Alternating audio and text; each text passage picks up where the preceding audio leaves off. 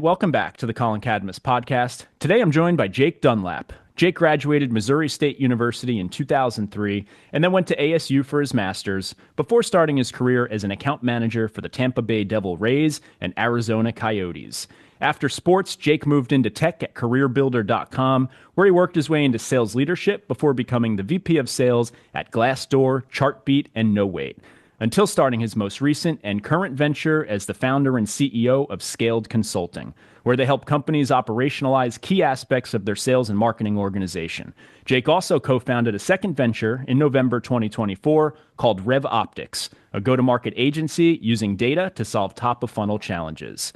We've known each other for a long time, but it's been a while since we last spoke, so I'm excited to catch up and get his thoughts on all that's changed in B2B sales, and specifically to drill in on AI and ChatGPT, which has been a core focus for Jake and his team over the recent years.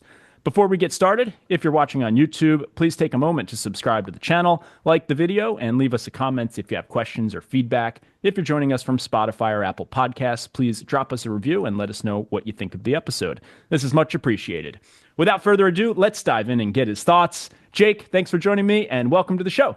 Hey, man, I'm really looking forward to this. It is great to see you, to talk to you, and look forward to jumping in. I feel like we could do like 3 episodes, you know. I know. And this is long overdue. Like I've had you this probably sounds weird, but sort of the way that I like as I come up with like people that I'm going to, want to invite on the pod, I kind of have all these thumbnails that I've pre-made with people's headshots on them that I started probably a couple years ago, like when I first did this, and yours has been sitting there like in the list along with like another couple dozen. Just a random thumbnail that you stare at of me every week. That's great. I did it so long ago that I had to update your headshot. Yeah, so you've been on the long list for a while. I sort of did like 10 episodes originally, and then I just stopped because it actually. So I started this podcast. Little aside here, I started this when COVID happened. I started my consulting as a way to like sort of market the business and network, and I'm like, it's a good way to sort of set up meetings with potential clients or whatnot.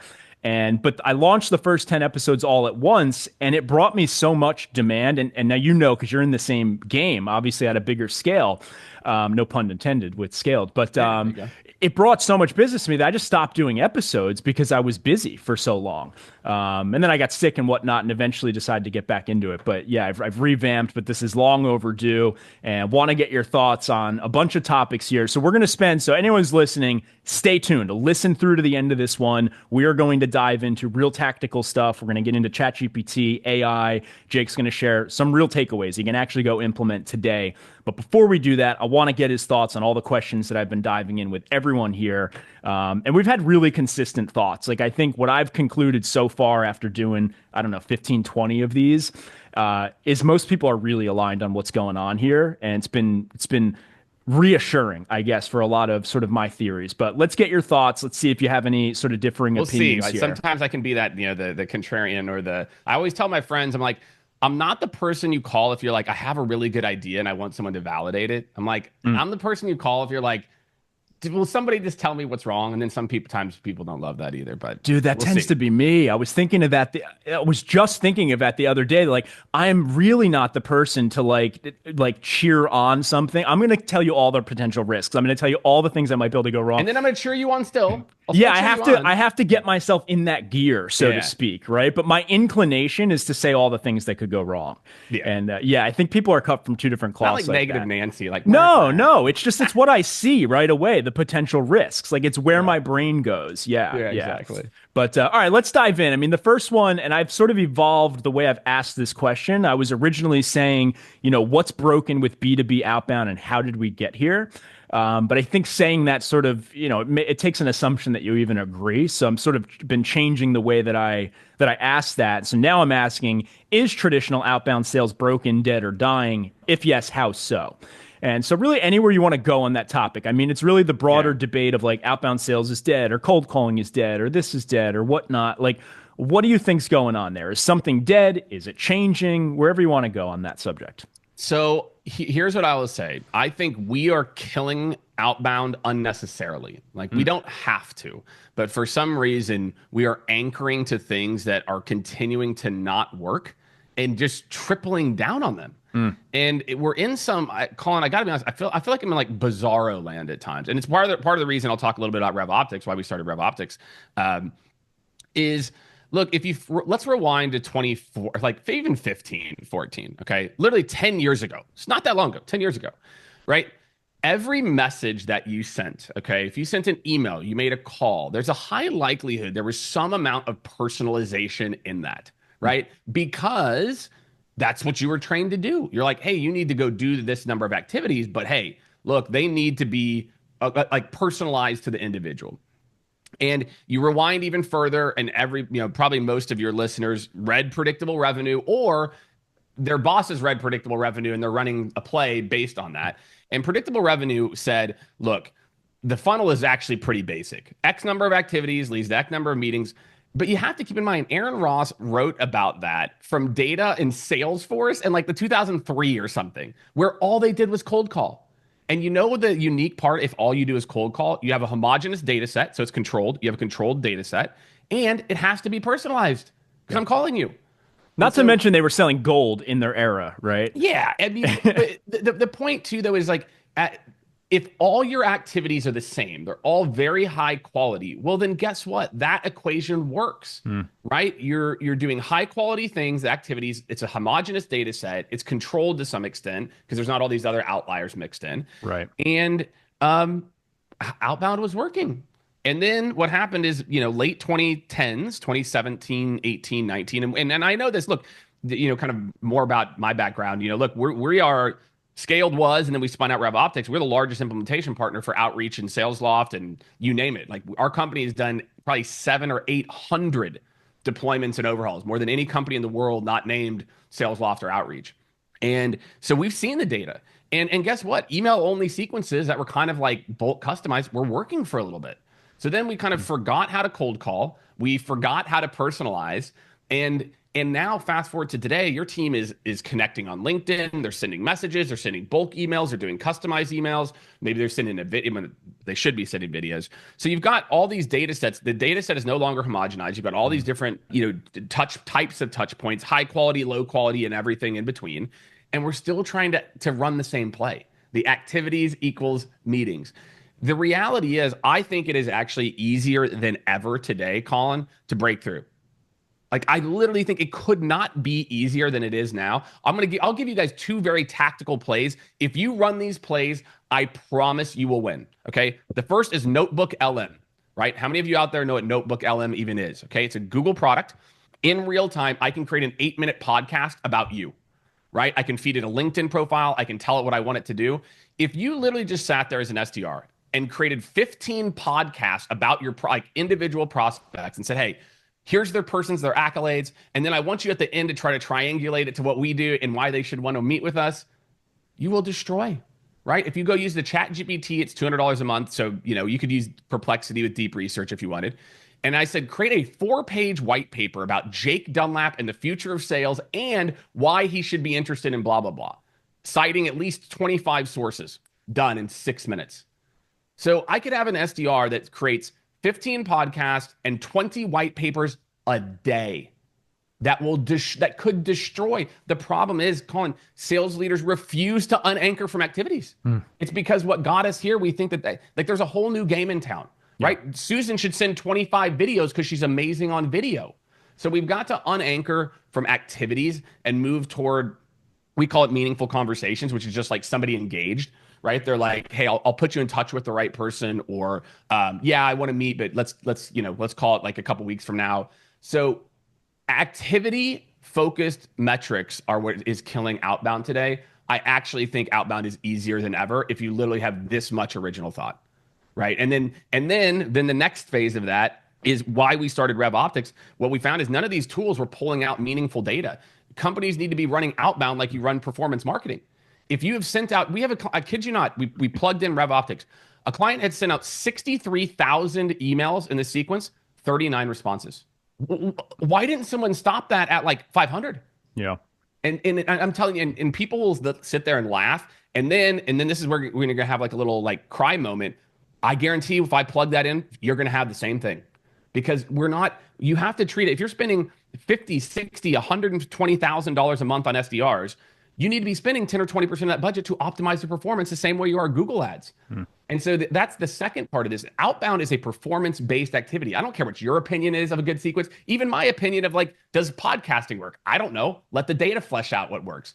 But you should be tweaking subject lines, tweaking parts of your email as soon as you start to get a relevant data set. So to me, it's kind of those two things together. And that's what, RevOptics is something that we built that sits on top of APIs for a lot of the largest platforms and just sucks that in. Hey, what's the email that got sent with the highest open rate over the last 2 days? Boom, triple down, right? What's the email that got the lowest and we sent it 1,000 times? Change it immediately, right? And so it's this idea that sales is just used to moving very slow, right? We optimize our playbooks every X years. We do, people, Jake, we need 15 new cadences. 15? How do you know it's not 500 or 10 or 3? So it's just this data mindset over here. And again, I think the activities are kind of a part of this because we're just used to the activities are more mindless, but activities aren't working and non-consistent performance optimization isn't working. If you focus on what works and finding out what works and using data to tell you and not Johnny's gut because it made him successful 4 years ago, you'll win. I promise you. I promise you'll win. So those are the two things, man. Dude, you've got a lot of good stuff in here. And I don't want to get off topic because we're going to talk about RevOptics at the end. But like as you were explaining that to me, I'm thinking of a post I just started drafting the other day. It was more of just like a brain dump where I was realizing that we're using AI, it seems like in a lot of the wrong places, not we, but where the companies are implementing this stuff. Like I look at LinkedIn, for example, or some of these, they're sort of like, let's figure out how to automate comments or let's automate this message or this or that. And I'm thinking to myself, like, what we need AI to do is not to like write shit for us. Like that's great. And you can use it for that. But like, we needed to think about things that our brains can't computate, right? And when I start to think about like what you just explained, you broke it down so perfectly. It's like, back in the day, it was pretty simple. Like, let's write a cold call script. Let's run it 100 times or whatever. Let's measure it. Let's tweak it. Let's measure it again. And now you have all of these variables, and it's too much for a human brain to really think about. Like, how many subject lines has one SDR tested in a year? They can't even remember them all, let alone know which one really truly is the best for each individual scenario. But an AI can eventually absorb all of that and just be thinking like a quantum maniac about all of these different variables of like, well, this guy with blue eyes responds better to this subject line. And it's going to pull together thoughts. Collin, B2C has been running this play for a decade. Yeah. B2C really quickly realized like, hey, ad agency, your opinions are nobody cares about your opinions. Yeah. And again, if you are dumping hundreds or even thousands of data points through a system, you can optimize this way. You can start to look at that. But Collin, I mean, in this aspect of B2B is always behind B2C, but in this aspect, we're like in the Stone Age. Yeah. Still. Yeah. Yeah, and it reminds me of sort of what's going on in healthcare too. Like what they're going to do with AI. Like nowadays, you go to your doctor, you're sort of relying on their memory, and you're relying on their expertise, and you're relying on basically how many times have they seen this situation before in their life. But when you ingest all your labs and whatnot into a super AI, it's going to have all of that experience. It's not going to forget. Based on your DNA, this is what it's going to be. That's exact. I mean, again, like. I don't feel like anything I'm saying is necessarily rocket science, right? Like we should, do whatever it like works first and then is scalable second. Right now, we're trying to do things that are like and again, the other issue is we've replaced the word scalable with automated. For some reason now, scalable means automated. My friend, scalable does not mean automated. Scalable means scalable. And guess what? That could mean a human in the loop, right? And that is all we're talking about. The AI, again, how we use it with our clients, it is amazing at getting to like sub-industry weird trends with jargon for that industry, for that persona, right? We call it the triangle, which is like sub-industry, persona, and then trends that we solve for. It's amazing. And it'll give you 2 or 3, and then you turn that on and put it in your template, right? Or of whatever. And then you make the tweaks on it. But guys, I'm getting like 90% automated, and it's like amazing research because I don't know what trends for VPs of operations and logistics and industrial and machine manufacturing are, and neither does probably a 25-year-old SDR. But ChatGPT Pro and different models, they can give me these really cool snippets of like that make me sound like I know the trends in the industry that are relevant to what we do, and then over time I'll learn them. But we have to be training people to turn their brains on. I mean, it's going to be a bloodbath, honestly, in the next 5 years for B2B sales. It's going to be an absolute bloodbath because we are training generations of people that didn't have to go to the office, so they learned really slow, right? And also, we're telling them to, hey, shut your brain off and just do the things that we told you to do. Run MedPick, do this thing. My friends, that's not what the point of a salesperson is. Yeah.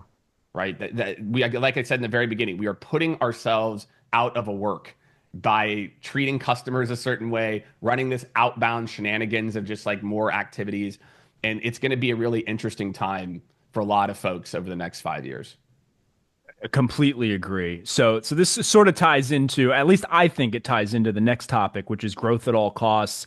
You know, the typical VC model of like, let's just raise endless money. Let's just keep growing. Let's keep, pouring fuel on the fire. Even if we're spending $1 to make $1, like who cares, right? We just got to get that valuation up, all that stuff. So I tend to think that's the root of all evil, like at least maybe not all, but of much. Of some evil, yeah. Yeah. So I want to get your thoughts on that. I mean, both like, do you think it's what's causing a lot of these problems? And also like, do you think that's going away? I'm sort of seeing like a bit of a divergence. You have your companies that are still just going that, GAC model, sticking with it. Maybe they just committed to it and they have to at this point. That's what it is. It's valuation wise, they have no choice. But then there's some companies, maybe I was using Rippling as an example, just because I think like they're in a space where like it just makes sense to try to get the market share as fast as possible. It's highly competitive. There's huge margins. Like it's a funny example now because of what's going on. But, but I think there's companies like that where it does make sense to just raise a bunch of money and grow super fast. But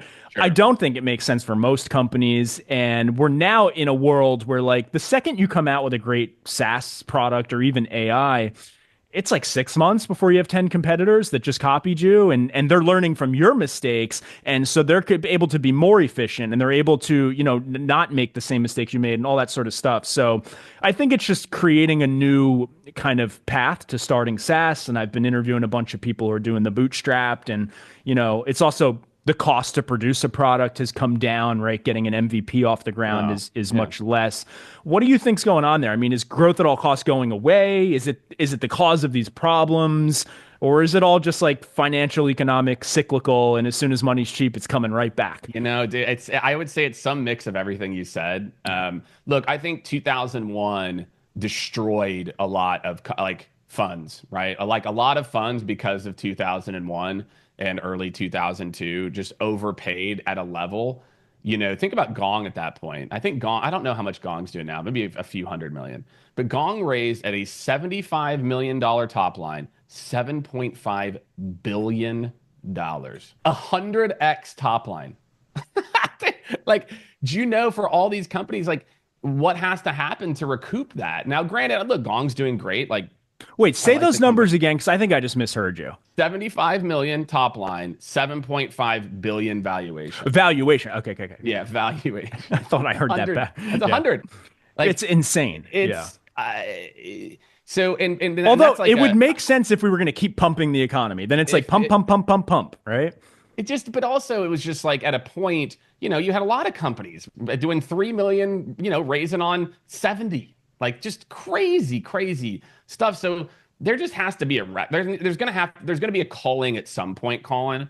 I don't know when that is, right? But I think there will have to be of just like a whole death of a bunch of those companies. You're like, you know what? We got to write it off. Like I think it's going to happen after Aircall IPOs, like much far after. That's what I'm thinking. I think that's possible. Yeah, that's what I'm joking. I'm hoping. Yeah, you're like, please let's let that happen. Yeah. So please. I think that there's a little bit of that, and 100% now. I mean, like, look, for us as a company, we were kind of heavy at working with venture-backed companies for a long time, but now our sweet spot's private equity. And candidly, it's for that exact reason, Collin. It is beautiful working with a slew of companies. Like, we care operation, like smart, effective operationalization of growing revenue. Yeah. It's like, yes. Like, I just spoke with, I'm drawing a blank on his name now, CEO from Signpost, who was a hired in CEO. Like he's not the founder. I don't know why I'm drawing a complete blank on his name, but he's, they're owned by private equity now. And so it's, you can tell by talking to him that like they get to think about the business like a real business. And there's something really nice because about your that. job is to Lucas make Wilson. profit. Lucas Wilson. Sorry, I was drawing a blank on his name. And I think the issue with a lot of venture, right? It was always like grow at all costs. That's why the tenure of a VP of sales was so short, right? Is no matter what you did, realistic or not, I'll never forget. There was a gentleman on stage, and I'm not going to say his name, but he's a well-known VC ex-sales leader talking head. And I swear to, I was at I can't remember, maybe a sales assembly event in Chicago. This is right around COVID, maybe right before. And he's like, products bad, like VP of sales, you got to deal with it. This is bad, like you got and I was just like, why are we allowing this behavior? And I think it's what's made it's the 100% the reason I stopped being a VP of sales for these companies is like, is this the career I'm signing up for? Like, I make a lot of money. Don't get me wrong. I get some equity. Great.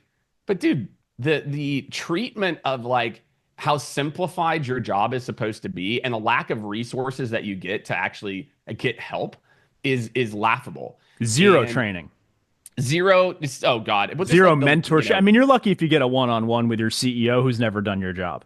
Yeah, he's never done the job or she's never done the job. And then again, like targets missed. You're like, well, yeah, like we're putting up vapor as numbers. So yeah, where are these numbers coming from? T2, D3? Like that's like saying you better be a size 10 shoe by time you're in 9th grade or you're out, bro. That's right. Like right. what? And then we need and then we need the older white guy who's managed more people. Yeah, like that. That is what the play that they run. It's insane. It's like, well, I give this analogy all the time. I said, look, Rachel has scaled a company to 200 million with 30 reps. John scaled to 200 million with 100 reps. In VC land, they're like, well, John's managed 100 people, and you're like, but Rachel did it way better, smarter, faster, more effective, and more like candidly what the future looks like. John just did it like throwing bodies at it. And so I think that a bigger issue that we have, this is actually a really good kind of transition as we talk about AI, is we have a perverse incentive right now for revenue organizations to be operationally efficient, because operationally efficient means less heads that I get to say that I managed. And CEOs and funds value the VP of sales based on the number of people that they've managed. Yeah. Right. John's managed 200. He's scaled to this. Etc. Now, do I feel like or the phase of growth, right? They put a lot of equity in that, which is always growth. It doesn't matter how you got there. Yeah. And again, like as a sales leader, you were almost incentivized to get there with more people and to burn the money versus get there operationally effective. And and again, I think the good part is I think those trends are changing, but you have a whole class of sales leaders, VPs and CROs, who have no incentive to do this. Unless your VP of sales or CRO is compensated on EBITDA, they have no incentive to be operationally effective. And guess what? The only way they know how to scale is this spreadsheet that says quotas minus attrition gets me to XYZ number. Yeah. And there's no value in me being more operationally effective or driving more profit or getting to profitability faster, other than potentially my stock, which, I'm not going to be there for 4 years, so I know that shit's not going to vest anyway. So, yeah, and they'll find ways to usually, dilute that down and screw you. I mean, I coach a handful of VPs and a couple CROs, and like, it's shocking how many of them have never even really seen the actual P&L. Like, they just get like a headcount spreadsheet, a hiring, matrix, and it's like they don't even know. Like, some of them, I'm like, "What's your LTV over CAC?" Some of them are like, "What's that?" Like they don't even know. Right. And it's like, it's not, they're not held accountable to that stuff. And so, it just becomes a game of like, how many heads do we need to get here? That definitely seems to be changing. That's why I like the PE world is like, they like the top line, and the top line needs to go like this, but they really like the bottom line. Yeah. And so, the ability to come in and say, hey, with a little bit of operational effectiveness, at Scaled, we can increase EBITDA by a couple of blips in the first 6 months, just by automating certain components behind the scenes, like what you said, not this like bringing this AI automation to do outbound, that it's a real great value prop. We can hit our similar revenue growth, but if EBITDA increases by a couple of points, that's meaningful. Yeah. That's meaningful revenue and valuation. Yeah. I could go a little out of order here just because we started diving into the VP sales average tenure. But my question was going to be, and we sort of touched on it a little bit there. My question was going to be like, what do you think's the reason for that low average tenure? Is it tied to the growth at all costs? Is it anything else you want to add in there? No, that's it. I mean, I think it's tied to growth at all costs. And look, let me flip this a little bit. I think it's VPs of sales fault first too, right? It goes back to exactly what I said. I think a lot of VPs of sales are trying to continue to run the same play. They're scared. They're scared to take a risk. They're scared to change. They're scared to change. And look, and I get that you're going to get fired either way. Yeah. So again, either go tell your boss, look, I'm throwing out activity metrics and we're going to get hacky and weird and we're going to have 30 SDRs doing 30 weird shit and I'm going to generate a ton of top of funnel. Yeah. Or fail and get fired. Right. And again, the other part is just, these deal frameworks have become modern methodologies.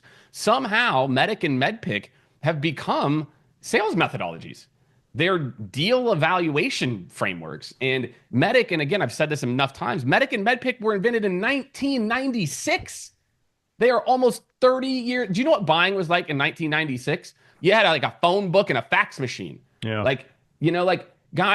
The way people did buy, there was a singular decision maker. There was a economic, now it's all team based. Nobody's making decisions like that. So these methodologies have to evolve too. It's, we work with a lot of clients that use these and I'm like, okay, we can use them, but I want to instead get rid of this concept of one champion and this concept of one X. So I think these VPs of sales keep running back the plays that made them successful 5, 10, 15 years ago.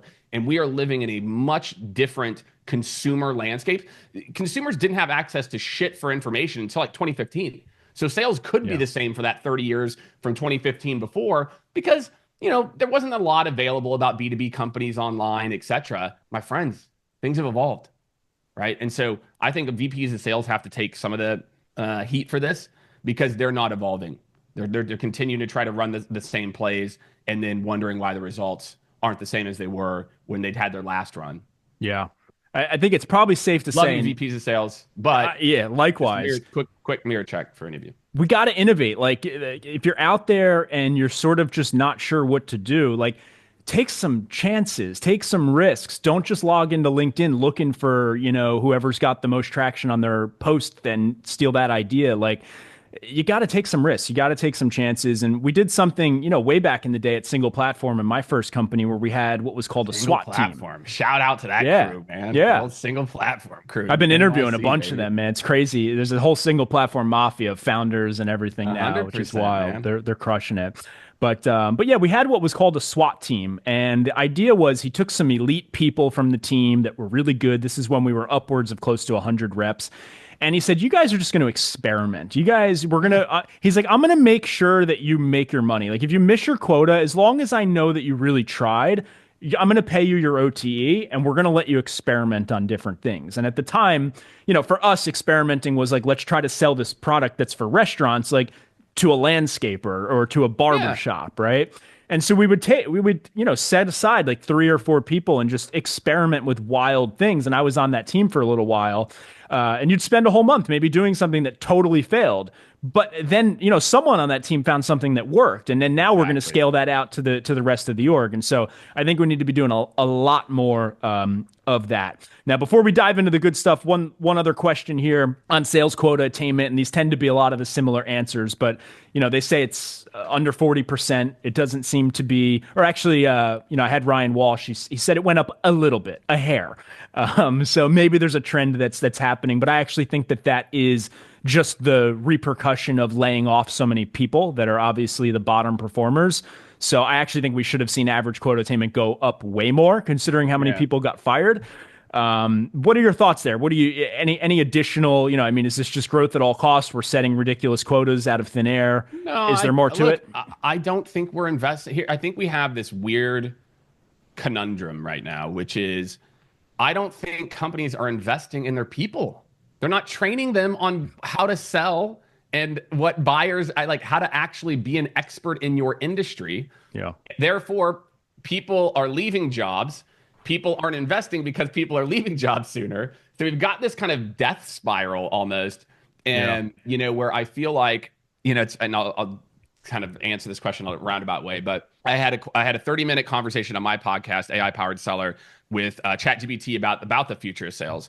And I was like, okay, will people interact more with AI or reps? At what point is 50% of B2B reps under 50K? Are they going to be irrelevant? And it's like, 2030. I'm like, okay, what about top 80%? 2032 probably. And I'm telling you, it is because of this. If you are not an expert to where a human wants to interact for the nuances, not the basics, nobody's going to want to talk to you. So I think rep attainment is low because companies aren't investing. Reps are leaving industries too quickly and not becoming an expert in anything. They're also not realizing, this is, I think, a really important point. The best athletes in the world practice more than they play games. In sales, all you're doing is playing the game. You're not practicing. If you're early and mid in your career and you're not spending an hour a day, do a fake role play. Go learn about something. Listen to your game film, right? Listen to the call. Oh man, I got to get better here. Reps also aren't practicing, and they're not getting better because they're not practicing. And so I think it's a combination of all those things that companies are underinvesting in people and training them on what matters most, the skills of sales, not medic, right? Like they're training them on that, like how to execute a framework, but not what to actually say to like ask the questions. I also think like for some reason we've moved away from like best practices, like scripting and messaging and things like that. Like I think we've got a whole generation of leaders that are horrified to keep people accountable. Terrified that, they're going to get labeled as aggressive or whatever it is. Bro culture or boiler room. Exactly. Yeah, we've somehow created a practice. It's like a negative connotation to hard work all of a sudden. In my career, what I realized really early, I think what allowed me to grow really quickly in my career, I would hear someone say something that was like a slight mutation on the script. I'm like, that's better. Yes. Like, that's all I did is rip off best practices. That's how single platform was. That's exactly how it was. We were like, wait, what did you just say? Was that on purpose? Does that work? Right? Yeah. I don't get why we all want to do it. I want to do what works. I want to win. Every month we would sit down. Your idea or my idea. We would sit down every month and review the script, and it always had in the very header of it, like last updated date. And it was because we were constantly iterating it. I hope a lot of leaders are listening to this, man. I have to tell you, the companies that we come into that are doing this right now, Collin, under 5%. Really? Oh my God, maybe less, man. I'm probably being generous. I think we have moved to some weird, like I said, bizarro world of like, and then you got guys like Jason Lemkin, right? Reps are coin operated, right? And so it's like if you just tell them to do this or you tell them to do that, and it's like you're missing the point though. Like that, human, you don't need a human to be coin operated. You need a human to think. And I think that's the issue that I see right now. It's like we're so focused on did you adhere to this part of the process? Versus, did you win? Did it work? Yeah. Like as opposed to, well, Jake checked all the boxes, and it's a very interesting time to where one of two things is going to happen. We're going to figure it out, and we're going to kind of go back to what we know works in terms of just realizing that if a human is going to be involved today, they have to be an expert. Nobody wants to talk to anybody. Nobody wants to waste the time.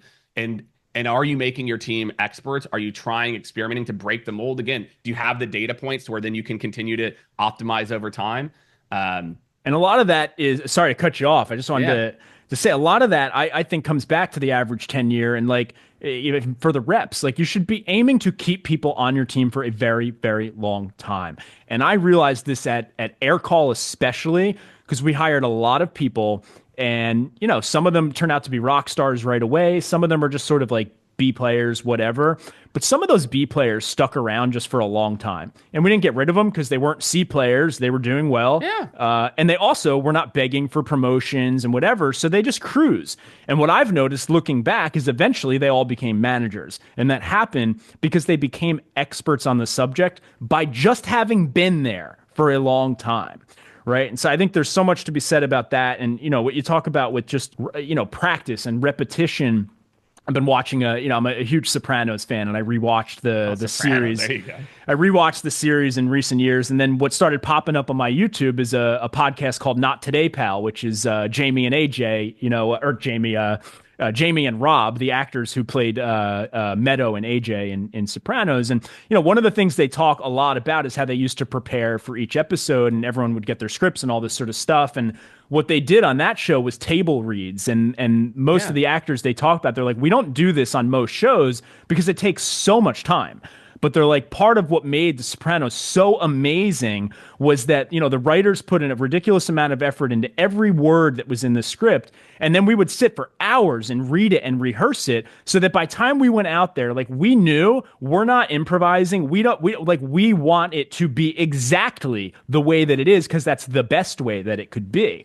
And, I also, they're doing construction on my building here. And I'm just seeing the way that sort of best practices, it's all the same. What I've noticed happen, they're going to be replacing all our windows and siding and stuff. And I've noticed they spent like almost a week outside staging all their equipment and preparing and building before they started anything. And I was surprised to see that. I'm like, usually I would think you just show up and sort of start working, but it's like, no, like, they got everything in place so that they actually were able to only produce loud noise outside our apartment for a limited window, like, of time, because everything was in its place and it was just ready to go. And I think a lot of that with the acting, the script reading, the rehearsing, all of this sort of stuff is what you're sort of saying is just like disappearing or has disappeared from a lot of these companies. And I think it's just sort of, we've become this, I don't know, like conveyor belt, right? Of We're just trying like to treat it like that. Exactly. Yeah. All right, good stuff. Well, we're totally aligned on all that, as I thought we would be. Now, the next three topics here, I want to get your thoughts on AI and sales, and then that's going to tie us into the next question, which you can blend them together if you'd like, which is ChatGPT and everything that's going on there. And then the last one we'll conclude with whatever you're working on at Skaled and RevOptics. But first piece. AI, man, what's going on? I mean, is it replacing salespeople? I think that the issue that we're seeing in the market right now is there's a couple of really big ones. The first is, it's so interesting because, again, I would like to think I was like relatively early to like really understanding the implications of this. I really started to get into it late spring of 2023, like May-ish of 2023. So ChatGPT would have been like 6 months old. Me and Kevin Dorsey had like this sit down beers and pizza at Pint House Pizza here in Austin. And we're like, and he's like, dude, how much are you messing with this? I was like, man, a little bit. Here, he's like, dude, let's just talk this through. And so like, well, if it can do this, then it can do that. And then it can do this, it can do that, and this. And then it was like, immediately I'm like, I went to my team. I'm like, I need to fire myself as CEO for the next like 3 days. And I literally just played with ChatGPT for like a day. Didn't it freak you out for a little while? Like it took. It did. I call the AI pit of despair. What happens is then you realize this. You're like, oh my God, everything that I've learned over the last 20 years of my career is completely irrelevant. And then you go, fuck it, it is what it is. So I better learn this stuff. And so that's part of the issue. The part of the issue is sales leaders are not taking this seriously.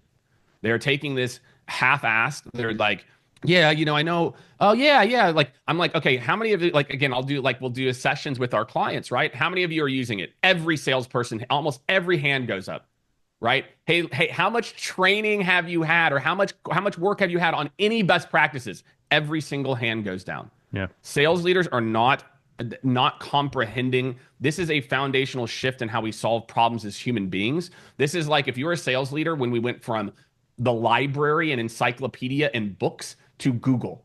It is that big of a shift in terms of access to answers at a speed that was unfathomable, 2 or 3 years ago.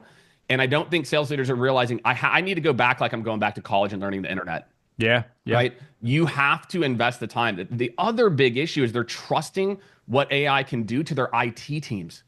These IT teams are absolutely clueless. Right. I cannot tell you. I mean, these conversations sometimes I'm having, these are companies doing like $1 billion sometimes, Collin. And the CIO is like, well, data security. I'm like, whoa. You're talking about something that happened with ChatGPT 2 years ago. Do you think Elon wanted to buy them for $97 billion because they haven't fixed that? Yeah. Like there is this fear out there. And, we're creating this role. My favorite role is when I see chief AI officer. Right. And I go, and look, on the product side, makes a ton of sense. I totally get it. But you have to think of deploying AI at the role and department level. It's not what's our AI strategy. It's for our content marketing team. Here are your 3 ways to use it. For an SDR, here are your 3 ways. It's like if in 1996 people hired a chief internet officer, and this person was supposed to decide the internet strategy for your entire company. I mean, look, just hearing that, like, that's insane, right? You're like, well, he couldn't or she couldn't do that because why? Well, each role uses the internet differently. Exactly. Yeah. The future is look, for each role, should there be an automation to help them do this thing behind the scenes that can be automated? Should they be using a custom GPT, right? And so we've developed a whole suite of custom GPTs, discovery call prep, annual report analyzer, lookalike lead finder, like, you name it. We've developed like 15 account plan builder. Dude, I can build account plan process. We can literally build an account plan now in like an hour and of like what used to take like days for an enterprise account. And so there's these role-based GPTs, and then there's just advanced prompting, which is, this is kind of the evolution. I kind of went backward. Advanced prompting is just understanding what these models are capable of. I signed up for the $200 a month ChatGPT Pro back in January when it came out. It is insane. But should your content marketing person, the O1 Pro model that they came out with deep research, I was doing a demo like with a client. And it's like, okay, EU versus UK product development regulations in the medical device space. I want to write a 5-page white paper on this topic. 7 minutes, 5-page white paper, 36 cited sources. 36. My friends, that used to take marketing probably 1 or 2 people a month. Now marketing can do that in 7 minutes and spend a day making it a V5, which is not. So again, for marketing, they should be using the O1 Pro. We pay it for our marketing team. I have at least probably 3 to 4 people at our company. We are paying $200 a month for ChatGPT Pro because it makes them so insane. One person can do a white paper, 10 blog posts, and a sales deck in 1 week. And so each role right now, the salespeople, they maybe don't need to do that. Okay, cool. Then they need to be using these agents, right? Oh, this person that was doing this thing. Oh, well, we can automate this part of the inbound lead follow-up. So you need to just go at the role level. What are we doing today? And what are the things, whether it's with advanced prompting and models, custom agents, or automations, that AI can help us? And we have to get rid of the top down, what's our AI strategy? Fear. The example I always give is like, okay, people at your company, I'm guessing somebody at your company might have went to OnlyFans on your work computer. So therefore, is it better for nobody has the internet? Or is it better that everyone has the internet and some random thing might happen? Well, it's better that everyone has the internet. And that's how you have to think about generative AI is like, is it better to have generative AI and, oh my gosh, fear, or your team is doing manual shit and going to Google? Like it's a pretty easy argument. Yeah. And, when people get so worried about just all the security stuff, I mean, obviously there's valid concerns to be had on the internet with that stuff. But if you remember during COVID, everyone wiped those concerns right off the table. They signed up for every cloud system to move remote. And like, you didn't hear any horror stories really of like some major, all these government entities starting using Zoom and all that stuff. And like nothing went wrong, right? For the most part. Well, here's what happened. It was literally 2 years ago. Somebody from Samsung, and this is before ChatGPT could access the internet, a whole bunch of things, uploaded board minutes, and then they were able to find parts of the board minutes. Dude, ChatGPT couldn't access the internet, the PDF file, like. It was so. Oh, so I see what you're saying. So people would upload their own doc, and then that's how it works today. Like a lot of no, the T's and C's very nothing shared back with the model. No conversation. So a lot of these companies are clinging to this event that happened before. That's just not real anymore. It's not real. If you live in fear like that, you'll be the last to the table every time. And that's what I feel for a lot of these VPs of sales is they're getting their information from their IT department. Their IT department is absolutely clueless. Absolutely clueless. Like we deployed Copilot. That's my favorite. We deployed Copilot. Okay, well, great, but Copilot's not doing the things that I just said. Copilot is a great general AI. Hey, I need some product specs. Cool. Boom, here you go. But these custom-based use cases like I'm talking about, that's where we have to get to. Like we're already there. Our human brain just can't comprehend that some of this stuff is even feasible. Yeah. Awesome. All right. So, I mean, to give me an answer on the big question here of like, is AI going to replace salespeople? Yeah, a lot of mediocre salespeople. Yeah. Do you want to interact with an inbound SDR who I'm like, hey, I already use your competitor. I've done this research before. I heard about you at this company. Okay, well, let me ask you a couple of questions and get you on the phone with Timmy. Dead. Yeah. No. I would much rather interact with something that it can dynamically be agnostic at times. I mean, this is how people are going to buy in the future. Hey, this is my company. This is my problem. Who are the top 3 people I should talk to? Generative AI. Okay, help me narrow it down based on their customers. Okay, here are the top 2. Great. And then I come inbound.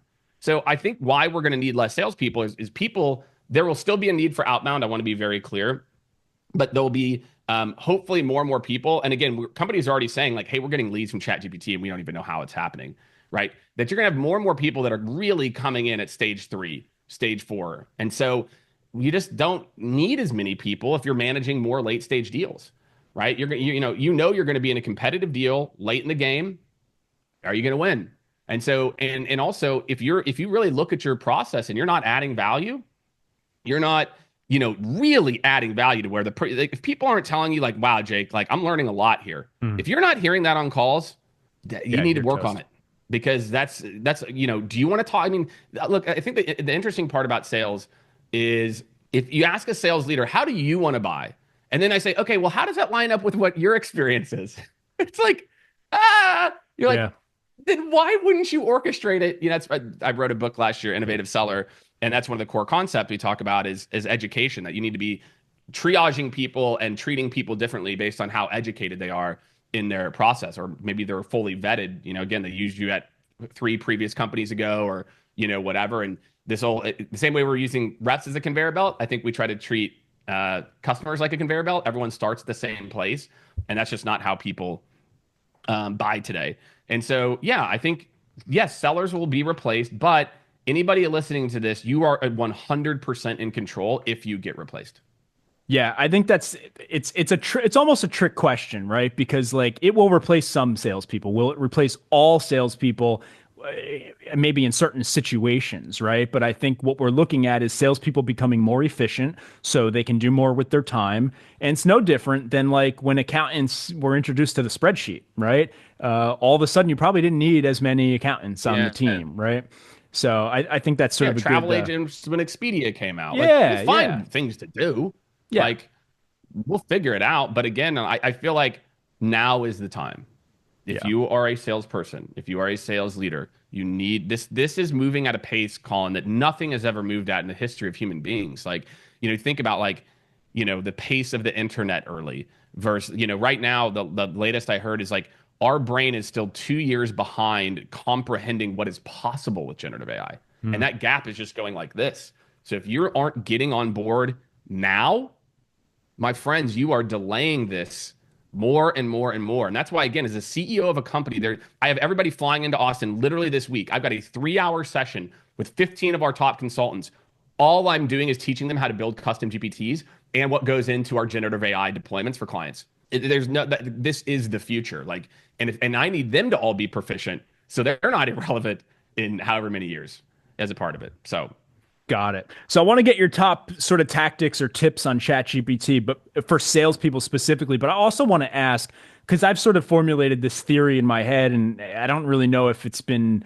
I imagine you've maybe dove into this, but is there a new world of like SEO for GPT? Like, yes. Like getting it to know about your product? I imagine Correct. that has to be wildly important. Have you dove into that at all? Is there any tips on like, hey, I got a new startup, and when I ask, maybe I made a new CRM, and when I ask ChatGPT for CRMs, it's not listing me. Shocking, like your new little startup didn't. Yeah. Yeah. What's the answer there? What we're seeing is this: ChatGPT loves data points. It loves data-based content. And what I don't know yet is like, will there be this hacky world where I can have 1,000 people like all over the world, like in Philippines, Indonesia, Africa, Argentina, Mexico, Florida, that are all pinging at the same time? Like, why is Skaled so much better than McKinsey? Like, why is Skaled so much better? Like, and you're trying to like reverse train the model. Look, Google, that used to be Google SEO. It's like a bunch of shitty keywords and you would rank, and then they figured it out. Blogs and stuff. Yeah. So the answer is, I think a lot of us are trying to figure this out. But I can tell you that, again, what we have seen is that the more data rich things are, the more like you have a slight, something that might be cited in other places as well too, as it's looking for information that's relevant, it will tend to pull those results in. So the answer is it sounds like it's the same as what it was for SEO, like publish information on the internet. It's not necessarily that you need to like, because I was thinking like, do you need to have conversations with GPT about it? And that'll like sort of It'll work it probably into, get you going. Again, it's probably like, yeah, yeah. you can't probably trick it into like telling you Right. exactly what to do. But yeah, I would think if I were a marketer, again, what I don't think people are ready for is the volume of content that's going to be necessary. Again, like going back to that O1 Pro model I talked about, your marketing team needs to learn this. Again, like Becca on our marketing team, like I'm like, you are getting this. And then I'm giving her audacious goals on content. Like absolutely. And it for, because her brain can't comprehend it because she's been a professional for 10 plus years. And then all of a sudden she's like, oh yeah, I think this is doable. So I just think that we're just going to have to create a lot of content to see what works and what doesn't. Yeah. And I also think content partnerships will probably be more important. I just wrote down influencer marketing because it crossed my mind thinking they're that's like a whole other thing you can get into. yeah, but it almost might tie into it. Like the more you have relevant voices talking about your products, might trickle its way into GPT. ChatGPT did something really sneaky that I don't know if people noticed is with the I don't know if it's with the 4.0 model. I can if I hit share link, like I want to share it, you can say, do you want this to index on Google as a part of it? So there probably is, I haven't played with it enough, but my guess is there's probably, I literally just saw this 2 weeks ago. There's probably something there too, where I could index a bunch of searches that I do on Google and then maybe they rank. But again, I haven't been able to see how that works yet. Because ChatGPT is, trying to figure out, obviously I think more and more people now, you just take the Gemini answer, right? You're like, I don't need to go to the search. Gemini summarized it. Okay, that's the basic information I was looking for. And I'm going on to like my next thing. So yeah.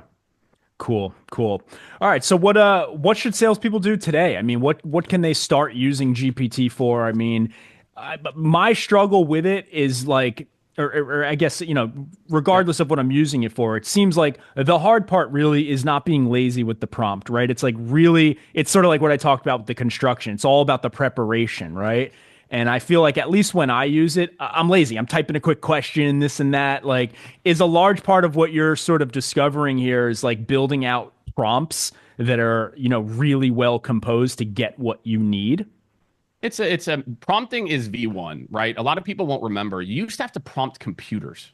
There used to be back in the day, it was called MS-DOS. And you would be like, run Oregon :/run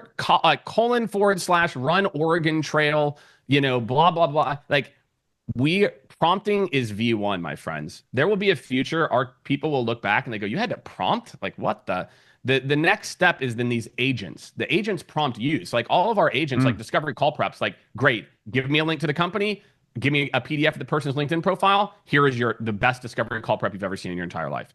Right. And so the future is, I see.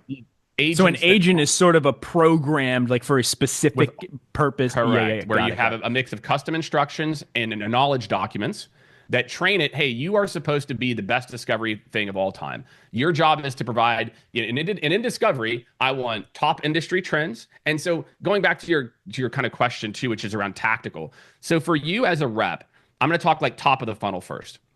It is really good at identifying industry trends, what's happening.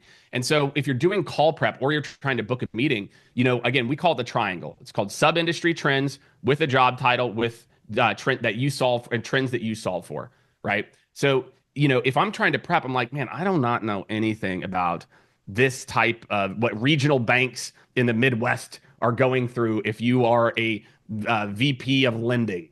I'm making something up. Well, guess what's really good at that? ChatGPT. So any type of research, industry analysis is actually one of my favorite, most underutilized, but highly impactful use cases. So if I'm prospecting, I'm going to say, hey, what are the trends for this? What are the, and also another thing I love to do is say, give me a bunch of jargon that only somebody in that role would use. And then I can take that little jargon, I put it into my messaging as a part of that. And then, the final can be, okay, great. How could we potentially insert link to my company, insert link to my products? How could we potentially help that person with these trends? Cool. Here's 2 or 3 snippets that could be really good for an email or really good for my discovery call prep. So a lot of the work that we do with kind of top of funnel prospecting in particular is try to understand the trends for a person in that role, in that sub industry. We always use the word sub industry. It's not manufacturing, it's industrial manufacturing. It's not even industrial manufacturing, it's heavy equipment manufacturing. Yeah. Because the trends for a VP of logistics and heavy equipment manufacturing versus CPG manufacturing, much different. Yeah. And so that level of industry analysis that would take a rep a year to learn, I can train somebody in their first 2 days. Right. And that's one of my favorite leadership use cases is there's a couple. Call scorecard grader is probably by far the most popular one where everything that you think, Collin, goes into a great call for each step. I can program a GPT on the back end, and now a rep can get feedback from you 4 to 5 times a week. Wow. Like that leadership and onboarding, like these ideas. What do you have to ingest calls and your feedback, and then it learns how you're giving feedback? And then eventually it's like, what it'll do is like, it's called Collin's discovery call grader. I upload the transcript. It looks at your criteria, looks at the transcript and says, hey man, here's what went well. Here's what didn't went well. And then you as a leader now, you in your one-to-one can review 1 or 2 calls, but your rep is getting so much better faster because they're getting feedback from you because it's what you think goes into a good call, right? So we probably get to a world where you're getting, here's Jake's tip, here's Collin's tip, here's Kevin's tip, and you can pick who you want to trust, right? Or it'll tell you the probability of who's going to be most right. Or for this type of sale, this is what you should do. And then on the sales side, again, industry analysis, discovery prep. The one that people don't talk enough about is scenario planning. It is very, very good at scenario planning. Hey, I've got a deal. It's with the CFO. I'm worried about this thing. I talked to the CTO, and again, it's just because we're not used to talking to machines the same way we would talk to humans. But, and I was actually literally just talking to a friend of mine right before this. And I said, Deb, you have to think about it like this. If you go to a friend and I say, hey, Collin, here's the deal. Here's what's going on. I got a CFO. They're doing this, blah, blah, blah. You're going to, whatever your first 1 or 2 ideas are, you're going to say, Jake, here are my top 1 or 2 ideas. Well, then if I say, hey, Collin, those are good, but give me something crazier. Give me like, what's the real wild card? What's this? Why would this person tank it? You'll go, oh, well, now let me give you 3 more answers. The problem is we as human beings have been trained. When I give a machine a question, it gives me its absolute best answer first. And it gave me all the answers that it knows. That's not how generative AI works. It works like a human. It's going to give you the 2 answers that it thinks are like pretty good. But then if you ask it, hey, get more provocative, no, be really hard on me. Like, tell me the absolute reason why. It will give you wildly different answers. And so I think every sales rep should be using this in lieu of like their leader at first to help to battle test concepts. Hey man, I'm thinking about this. This is my plan. So I love it because we used to all do that in our head, right, Collin? Like it's the night before a big meeting. You're like, oh shit, I got this person. Like we all did this as salespeople.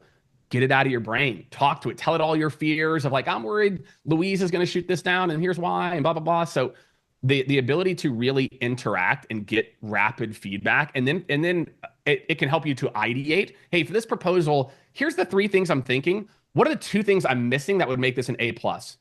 Like, are any of these weaker than the others that you think that, maybe I should omit and why? And make sure this is engineered for the CFO, not the CMO, right? So like, all these little deal nuances, that for me is one of the most tactical ways that every seller should be using it as they start to get into like middle to late stages. So think prep, research, analysis for top of funnel and discovery prep and other prep, and then scenario planning. And then obviously I gave some of the leadership ones. But this is a thing for onboarding or professional development. Here's another one for leaders. I have a rep, Jake Dunlap. He's struggling with executive communication, specifically to the CTO. Build a 6-week training program with 30-minute agendas, completely detailed, and give me a workshop for pre-work and post-work for every training. Boop. I now have a 6-week customized training program for Jake Dunlap. And then I'm like, all right, week 1, go deeper. Give me the exact exercise and give me a doc that has the exercise in it. Done. Week 2, let's do it again.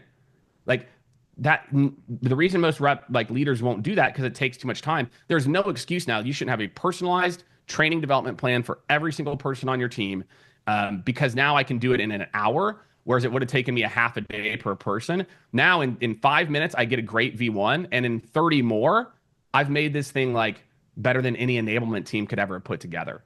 That's where enablement's done. I mean, enablement, one person can do the job now, probably 6 is my guess. So, yeah. But those are some of the more tactical ones, man, is you just got to keep pushing yourself. So if you're a rep, my friends, look, listen to the podcast, go to my YouTube channel too. I put out a lot of content about this, but I want you to do all those things. So do those, but you need to just start doing this stuff. Again, It's like you can sit there and learn about what the internet was or Google, or you can get on the internet and Google. Like it's the same thing. Well, let me learn more. It's like whenever the CEO used to have like secretary print out their emails or something, which was a thing, by the way. Yeah. Any sort of big like don't do this? Like I see everyone using ChatGPT the wrong way. Any sort of warning flags of what you're seeing out there that maybe like just don't do it or stay away from this mistake? No, I get that question, and the answer is no. Like there really is nothing that you can do that would be bad. Yeah, I got that question maybe a week or two ago, and I'm like, no. Like you need to start doing this. Like you need to do it. I think the key is what you really need to think about isn't what I shouldn't be doing with AI. It's what shouldn't I be doing, which is based on a habit that I had formed over the last X years of my career that generative AI should be replacing or augmenting. Yeah. That is the real question. I tell people, I'm like, put up a sticky note on your monitor that says, stop going to Google, like put it up so it's front and center because, Collin, what we're doing, we're retraining the super highways in our brain that have trained us on how to process problems. Yeah. We are retraining that. It's like a whole generation. If you were, I'm 44, if I, up until a certain point, I only knew how to like use encyclopedias and books. And then I'm like, the internet, what is like, I had to retrain my brain probably that's all we have to do. So the most important thing you can do is make sure that you are retraining your brain, to solve problems this way, that there's really do not listen to these data concerns, do your own research. If you don't believe me, like go look at the T's and C's of these tools. If you don't believe me, go look at the last time, like go look at, has ChatGPT had a full breach of, its data where none of them have. And so you've got to get over the fear. There's a lot of Do you fear. think it's real fear or is it an excuse to like kick the ball down the road for a lot of people? Both. Yeah. It's a perceived fear. Again, because there was this incident that happened before. And then, a good example, Russian hackers said that they were able to get publicly available custom GPTs to cough up their custom instructions. Well, guess what? If you're using a Teams environment of ChatGPT or an enterprise, that's not applicable to you. Like, so, but again, if I even say some of these words, these heads of IT, they're like, what is that? Yeah. And that is the foundational problem is your IT department is so far behind. You cannot let them choke your growth with a bunch of fear and other things that is non-existence. Ask them. You show me where this is happening. You tell me where these data breaches, if I share. You'll love this. Literally, this was 3 weeks ago in Atlanta. I was doing a talk for one of our clients. At the end of the talk, compliance ran to the front of the stage, literally, and was like, hey guys, a few caveats for this stuff. And I'm like, I didn't say share patient data. Like I didn't like I'm not, even though like you're probably fine. But like again, there's just such this has happened. That's happened twice in the last 3 months, by the way, where compliance or legal has come up at the end, either behind the scenes or in front of the group and said like, yeah, this is great, but don't. It's just there's such a lack of knowledge, Collin. Yeah. And you can't afford to let other people's lack of knowledge impact your lack of knowledge, right? Or your ability to get more knowledge.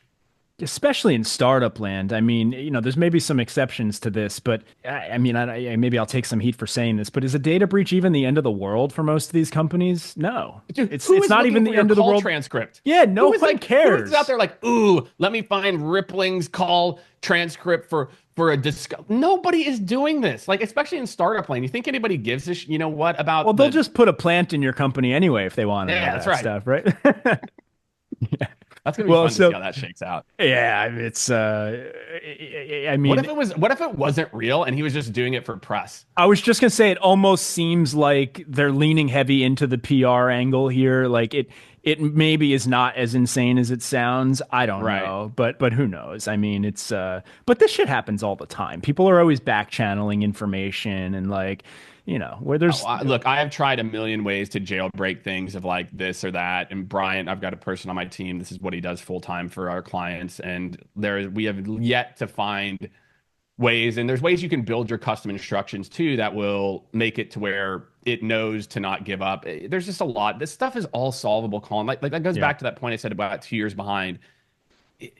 We can already do everything that I've said today. Everything is not just doable. It's not even that big of a lift, but our comprehension of what's possible is just so far behind. I'm with you.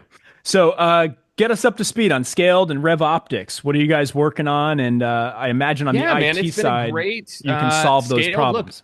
Yeah. Scaled. If you guys don't know, we are really like one of the top, we call it revenue performance consulting. We're focused on, doing consulting based on performance, whether that's how do I optimize my top of funnel, my sales process, my account growth process. And that's where a lot of the AI stuff comes in too. So, as companies are looking to really optimize revenue performance across different parts of the funnel, I think we're really leading the conversation in terms of what's possible for clients. Our kind of target market is, usually companies doing between 10 to a couple hundred million, but we've got a lot of, larger client, LinkedIn, a bunch of other clients too that are much larger. And then RevOptics, man, was born out of us doing all these implementations of Outbound and just this concept of like, why is nobody treating this like a performance exercise? And so we, partnered up and built on top of the API a tool, Performance Pulse, to where anybody who uses pretty much any sales engagement platform can plug it in. And it's just like a cockpit, man, of like what's happening in my outbound right now, what content's working, what step in the cadence is converting, which cadence sucks, which one doesn't, why is Susan's numbers out of whack at the team of the rep. So really just, again, I like to think of the term like, a cockpit where you're like sitting there and it's like, oh, why is this one red? Why is this one green? Wait, why was this one really green? Let's triple down. Let's make that a new cadence. So it's really this performance mindset. I want to ask the question that maybe others are thinking right in that moment. Why are we not getting that information from the sales engagement tool? Like it seems like that's where it should be, right? I think that they're designed for ops people, not or maybe designed, I don't know, like big picture reporting, none of them want to be in the content optimization game. Because then you're on the hook for performance, right? So I think that they've been hesitant to do it. And look, lots of love. They're all partners of ours. So, and I think they're doing a little bit of it. It's just that's not their jam. And I agree, Collin. I think we kind of sat around and waited for this for a long time. Yeah. And then we're finally like, we need this. Like we need this tool. If we really want to truly be the best in the world at Outbound, we have to have insights into performance. And look, you can get this information. It just might take you 25 clicks. Yeah. Or 30 clicks. And then I got to compare things. So for us, it was a matter of speed and insights that just weren't, I guess, like intuitive that we were seeing. Yeah.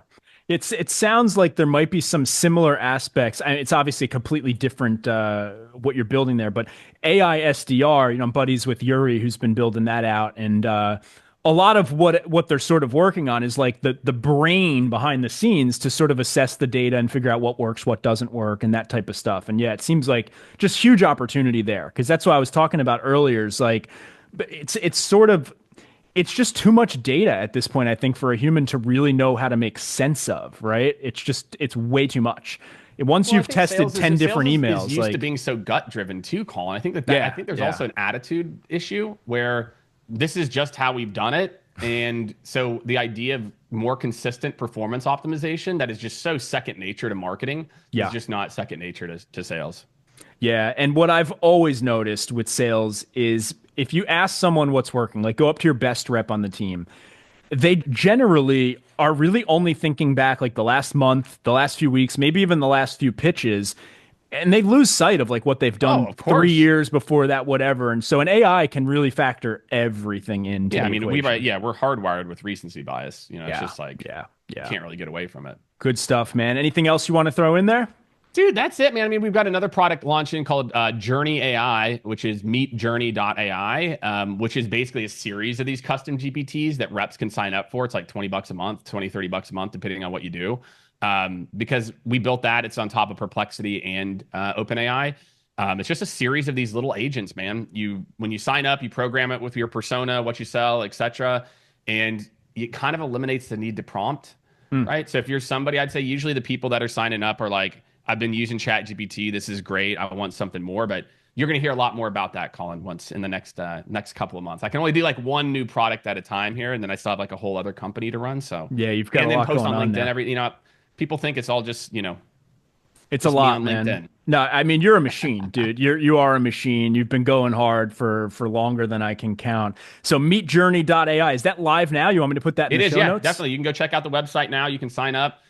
We've got the product. Right now, it's a series of custom GPTs inside ChatGPT, but the product's going to be going into beta here in the next like 30 days. So awesome. You'll get access to all of our custom GPTs, and then you'll get access to the product too. Cool. So meetjourney.ai, Skaled revoptics.com. That's scaled with a K, right? And then revoptics.co. Is that right? RevOptics.co. Yep, you nailed it. Awesome. Jake, man, it's been great catching up. I think people are going to need to listen to this one a couple times through. There's a lot in there, Yeah. but I don't have the voice where you put it on like 1.5. You know what I mean? Like you put me on 1.5, like you're going to have trouble. yeah, I think probably the same with me too. Yeah, I talk a bit. All right, man. This is a lot of fun. I really enjoyed it. Likewise, man. Thanks, and we'll keep in touch. Talk soon. All right, man.